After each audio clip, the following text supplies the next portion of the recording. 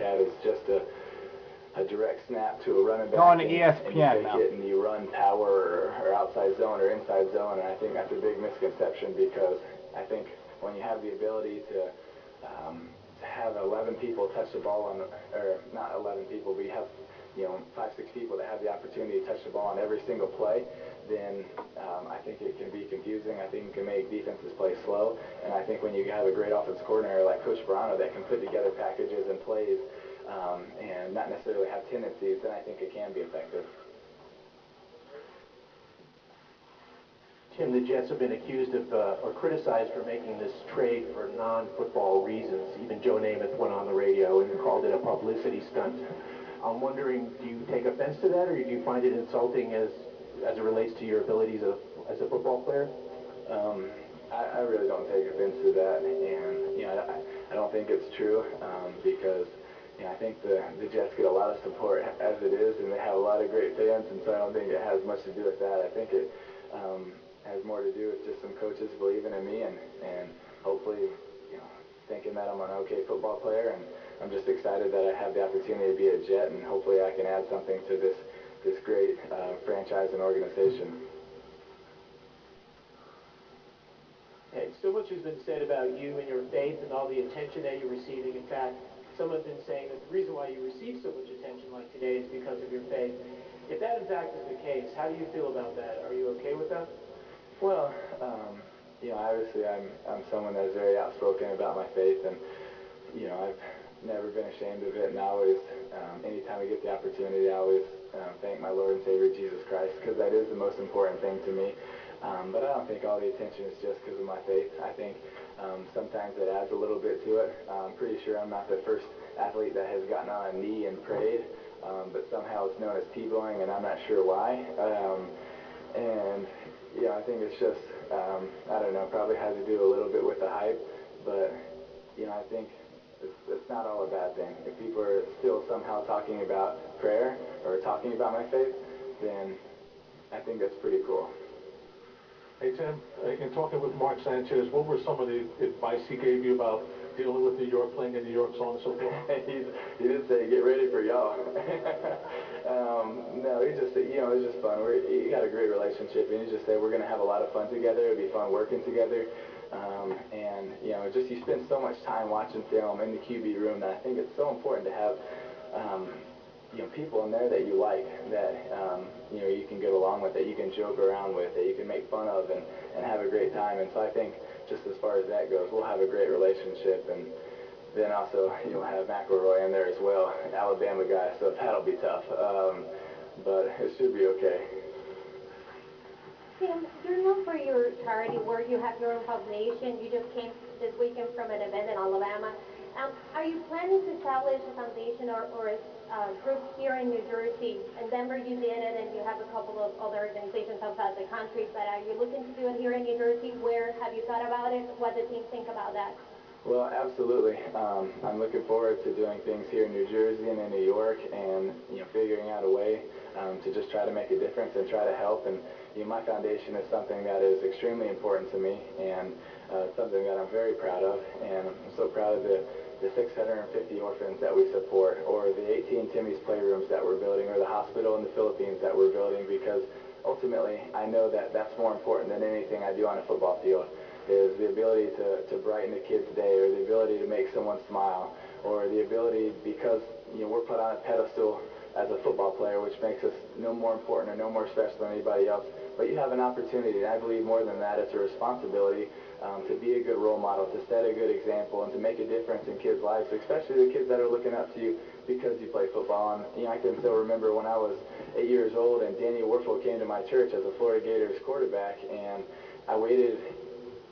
I was probably the 120th kid in line, and I waited an hour, but he signed all the autographs and waited till I got to him, and I still remember how that made me feel as a little boy, and I still have that autograph on my parents' house in Jacksonville, Florida, because I remember how it made me feel. And so, so many times we can get so busy and so caught up in the hustle and bustle and forget about being a role model, forget about setting a good example and making a difference in people's lives that are looking up to us. And ultimately, I know that that is my biggest goal in being here and being a football player, is to set a great example, and I'm excited about this opportunity. Tim, a lot of athletes can't handle New equips you to deal with the demands, the challenges, and the circus that may come to town? Yeah, I feel like, being at the University of Florida, you have a pretty big platform there, and then just, being a quarterback for 2 years in the NFL gives you a pretty big platform, but ultimately, I'm just going to be myself and just have fun with it, and honestly not worry about what I can't control. That's something I learned early on at Florida is if you can't control it, don't worry about it. And, honestly, I'm just going to try to be the best teammate, try to be the best football player that I can be, and try to set a good example. And besides that, I'm really not going to worry about too much else. Hey, Tim, back to trade day. What's up, Mr. Higgins? How are you? Good. Did you, ultimately, did you feel as wanted by the Jaguars, or was it just the Jets were a better fit for you right now? Well, I can tell you this, I had a better relationship with the Jets coaches. I knew them. I know that Coach N.Y.C and the coaches they have are great coaches, but I've never met any of them. I haven't had an opportunity to get to know them, and I'm sure it would have been exciting. It would have been fun to be home, but, this is exciting, and I'm so proud to be a Jet. I think it's going to be a lot of fun, and it would have been fun to hang out with you a little bit more, but this will be, this is a blessing for me, and it's going to be a great opportunity. Tim, right here. Hi. If you will, two-part question. Number one, obviously New York is a huge market. Your faith is very important to you. Was the thought of being able to spread it in the New York market a big deal? That's number one. And number two, how about spreading your faith within the locker room, and do you do that very carefully? Well, I think, first and foremost, it doesn't matter what market I was in. I don't think that necessarily played a big part in it. I think any market, I just want to be myself. And when I'm asked about it, I won't be ashamed of saying that, I serve my Lord and Savior Jesus Christ. And in the locker room, it's not something that I'm super outspoken about. It's just that's who I am and that's how I live. And, I don't try to share it with a lot of guys. I don't try to, approach a lot of guys with it. Because I think the greatest way to share the gospel is by acting it and by them seeing who you are as a person. And that's how I approach it. It's not by what I say, but it's more about how I act and who I am as a person. And I think that's the greatest way that you can have an impact on people's lives is by who you are and your integrity, your character, and how you go about handling yourself. Tim, most of us will have absolutely no idea what it would have been like to be in your shoes last year. Even our greatest athletes, many of them have not gone through a year like you had last year, where people outside the world of sports were talking about you and not just your football playing. As you were going through the whole process, did you learn anything else about yourself? That's a very good question. I learned, I think I learned a lot of things about myself. I think what also came to mind was that you can't worry about what you can't control. That was something that was reemphasized, and I think, also something if you can't worry about sometimes how people can take something so little and make it very big. As far as like Tebow goes, I've been doing that same routine for the last 7 years, since my senior year of high school, and all of a sudden this last year it became a big deal that I was going to the end zone and getting on a knee before the game and praying, and then I'll get up, I'll do a few jumps, and I'll sprint down the sideline. And, it's funny because all of a sudden it became a big story, but it's something that I've done the last 7 years, and I think for me it's not about changing anything, it's not about being anyone different, it's about being who I am and who I've always been, and just trying to be the same person and continuing to work hard, continuing to treat people like I want to be treated, continue to do what's right and do my best. And other than that, I really won't worry about too much else. Tim, you've always obviously been described as a team-first guy, but when one of your sponsors puts an ad above the Lincoln Tunnel, are you concerned that the perception is that the individual is being elevated above the team? I don't think so. I mean, hopefully they know that I have nothing to do with that, and I don't think that'll really have an effect on people in the locker room because, I mean, there's not much I can do to control that. Tim, for all the talk about your religion, I haven't really heard you really say exactly what it is that you believe. If you wouldn't mind talking to us a little bit about your core beliefs and also some of the social hot-button topics that we hear politicians talk about, religious leaders talk about. You haven't said a whole lot about. Is there a reason for that? Not really. I mean, one, we're at a press conference for a football team, so it's not exactly the platform to, to get up here and share everything you believe, but I have no problems ever sharing what I believe, and I'm a Christian, I'm a follower of Jesus Christ, and that is first and foremost the most important thing in my life, and for me it's about having a relationship with Christ, and that's pretty much it. That's the basis of what I believe, and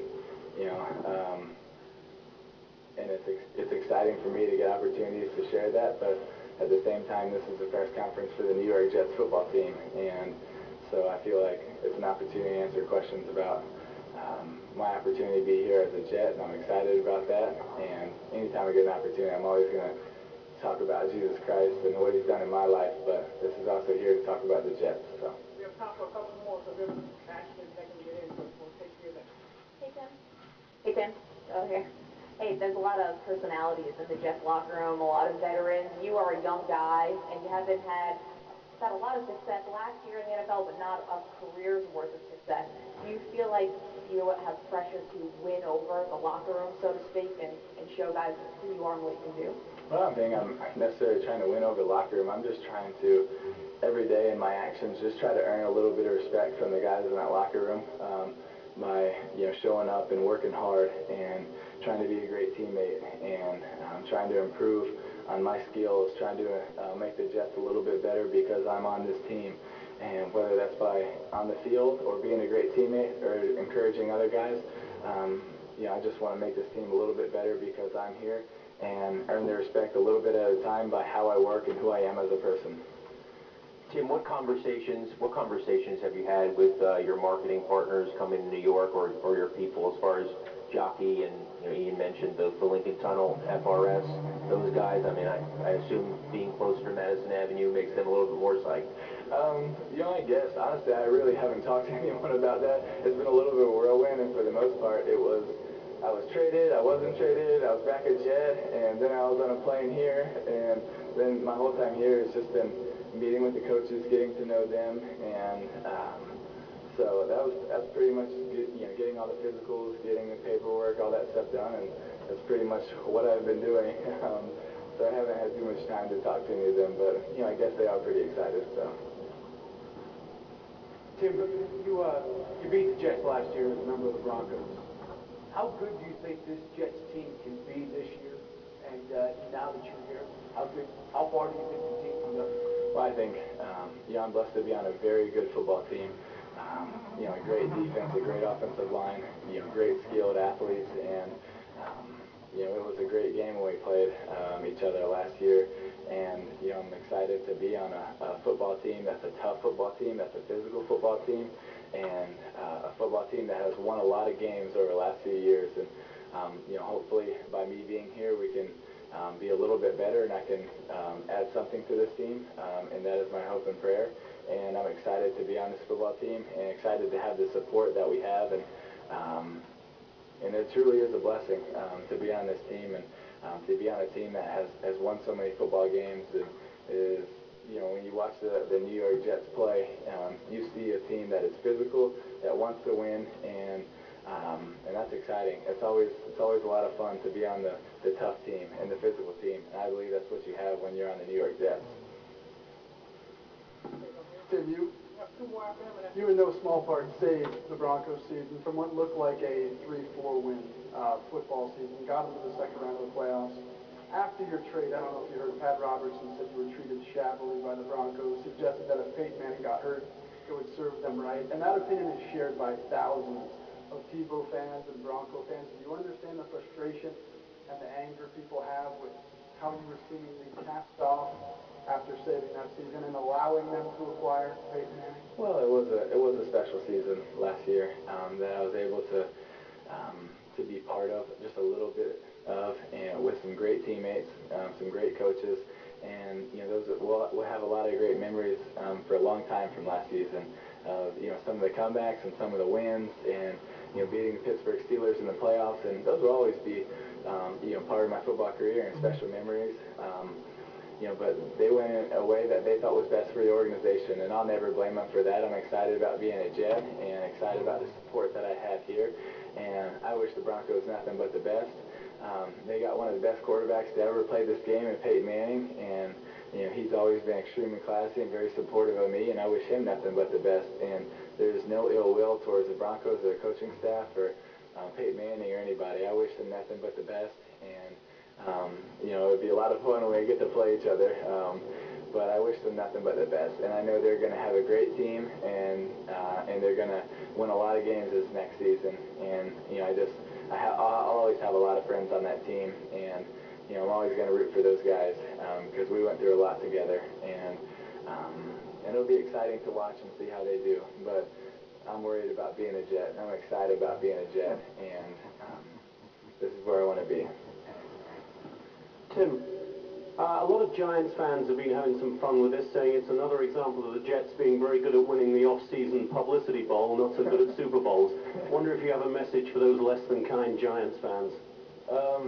Not really. I think I'll leave all that talk to other people. I'm not qualified to get in that argument. I'm just excited to be here, and you have to congratulate the Giants, winning a Super Bowl and having a great team, and I wish them nothing but the best as well. Tim, there's been many reports out there in the last few days that have been negative in nature, where anonymous teammates have come out and suggested that this press conference is silly for a backup quarterback, and no one has put a name to it, but stating that you're more of a gimmick. How do you deal with that in a locker room where there might be some division? Honestly, it really doesn't bother me at all. I think, it's my job to come in here and try to earn guys' respect by how I work, and I want them to respect me by me coming in here working hard and prove myself in the weight room, in sprints, when we're running, in the practice field, and I can't control doing this press conference. You can blame, the guys upstairs. They wanted me to do it, so I have no say over that at all either, and I'm just having fun with it and make the best of whatever situation that I'm dealt, and I'm so honored to be here, and it's such a blessing for me. I'm excited about getting to know those teammates and building a relationship, and I have been able to get to know quite a few of them already, and I'm excited about it, and it truly is an honor to be a Jet. I'm so grateful to be here. Thank you, everybody. All right, thank y'all. God bless.